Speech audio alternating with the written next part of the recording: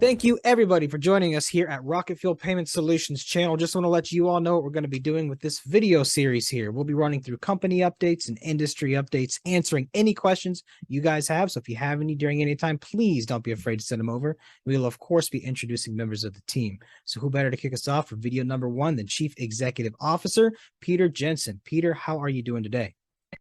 I am great, thank you.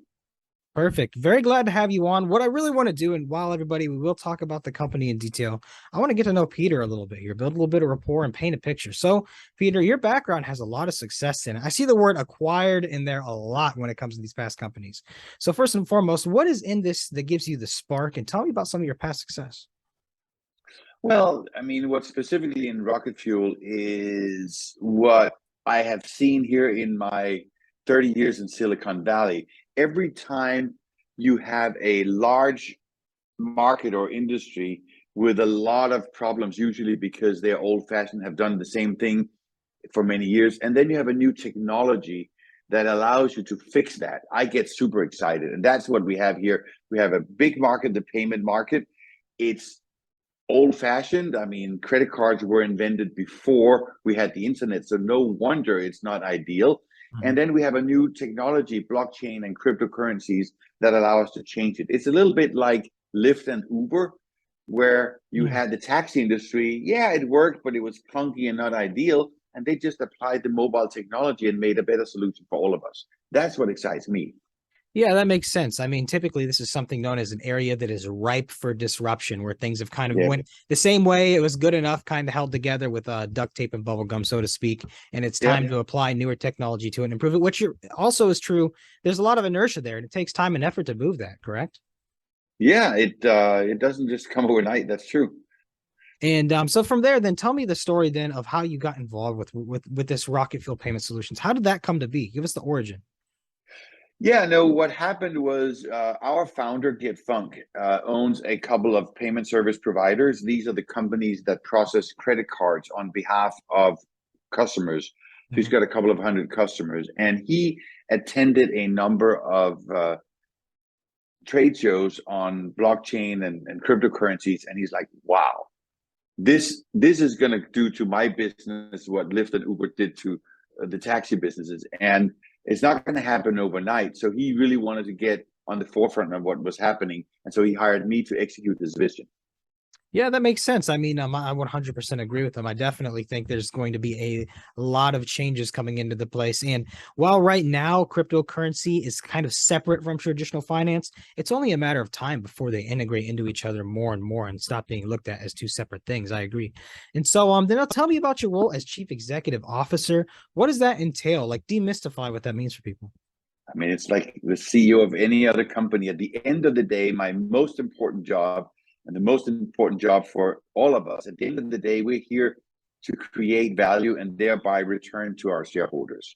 That's you asking about my past track record, right?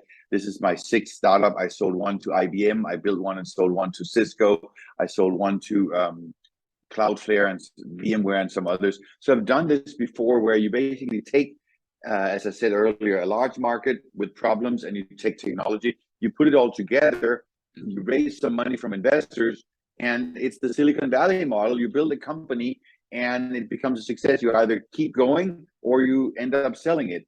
And that's really my job. So I help all the different different divisions. I help the product team make sure that we are on the right track. At the end of the day, as a CEO, it's about spending the time we have and the resources we have, the money we have, on the right things. So it's a lot about priority. There are a lot of things we could do. Okay, this is what we'll do first, and then we'll do this second. And it applies to the product team, the marketing, the sales team, specifically in the payment sector that we're in. The regulation is a big part of it. We want to make sure we do everything legal. I've built my entire career on integrity and doing things the right way, and I'm not going to change it now. So we really try to do everything according to laws and books. And it's hard in this business only because the laws change so fast that we have to keep up with them. But luckily, we have help from some good law firms. Yeah, very well said. I mean, and again, talking about being on the cusp of changing technology and stuff, those regulations and things can change really fast and on the fly. And Yeah, it's and yeah, largely it's they're trying to figure out what's going on too, right? And they're just trying to yeah, protect people in a lot of cases. yeah. I mean, they just want to control, and that's always the sad thing when you have new technology. It is a big benefit for the vast majority of the people, but then you have a few that ruin it for the masses by using it for illegal purposes, and that's why we have all this regulation. But such is life. Yep, good point, such as life. But Peter, I feel like you did a great job kind of talking about your past and everything. Again, we're going to have a deeper dive video next, but what would you say is the number one message you really want to get across to people with this video series? Well, what I want to get across is that we are at the same stage as we were 30 years ago with the internet. And I know some of the viewers may not remember that, but at those early days, you had a new technology, the internet, and we had all these promises about how it will change our lives. And I remember 1 or 2 years into it, 3 years, people said, well, nothing happened, right? Bezos, he has that little storefront and it's just selling books, but I can just go down to the store and buy it. And yeah, this home banking. No one was thinking about social media sites. No one were thinking about dating sites. No one were thinking about how it could automate many, many things like supply chain and so on. Yeah. And it just takes time. And we are at the same place here now where we have new technology, blockchain, and it will change a lot of business processes in ways that we can't even fathom right now. But it's the same opportunity here. And it's not just within payments, it's very, very broad. Mhm. And it's if you want to be a part of that, now is the time. I would also add one thing, a Mhm. distinction. When you talk about crypto, what we look at is the first phase, which was using cryptocurrencies as an asset to invest in. Okay. A lot of people did that. That's not what we're about.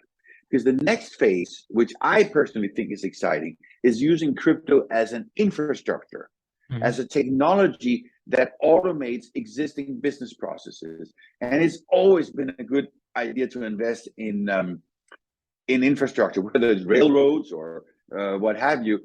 But it's like the old days with the internet. You invested in Cisco and Oracle and these companies. They provided the plumbing for that revolution, and that's what we're doing. We're creating the infrastructure for payments across borders, in stores, on the internet.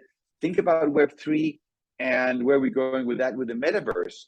That is going to require brand new types of payments. If you believe that the old credit cards invented 50 years ago before the internet was invented, that they're going to work in the metaverse, you're wrong.